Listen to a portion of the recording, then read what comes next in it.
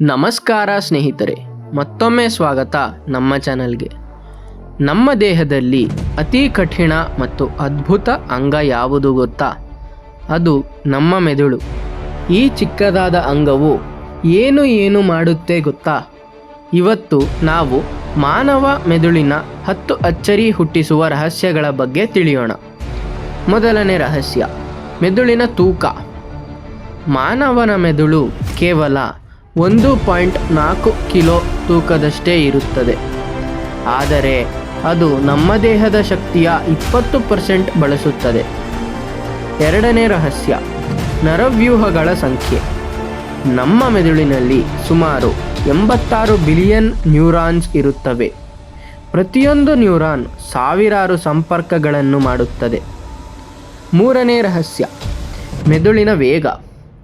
ನಮ್ಮ ಮೆದುಳು ಮಾಹಿತಿ ಕಳುಹಿಸುವ ವೇಗವು ಪ್ರತಿ ಸೆಕೆಂಡ್ಗೆ 268 ಮೈಲ್, ಅಂದರೆ ವಿದ್ಯುತ್ ವೇಗಕ್ಕಿಂತಲೂ ವೇಗವಾಗಿ. ನಾಲ್ಕನೇ ರಹಸ್ಯ, ಮೆದುಳಿನ ಶಕ್ತಿ.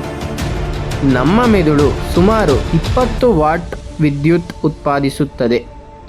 ಇದು ಒಂದು ಬಲ್ಬ್ ಬೆಳಗಿಸಲು ಸಾಕು. ಐದನೇ ರಹಸ್ಯ, ಸ್ಮರಣಾ ಸಾಮರ್ಥ್ಯ. ಮೆದುಳು 2.5 ಪೆಟಾಬೈಟ್ ಮಾಹಿತಿ ಸಂಗ್ರಹಿಸಬಹುದು. ಅದು ಲಕ್ಷಾಂತರ ಫೋಟೋಗಳು ಅಥವಾ ಸಾವಿರಾರು ಸಿನಿಮಾಗಳಷ್ಟು. ಆರನೇ ರಹಸ್ಯ, ಮೆದುಳು ನೋವನ್ನು ಅನುಭವಿಸುವುದಿಲ್ಲ.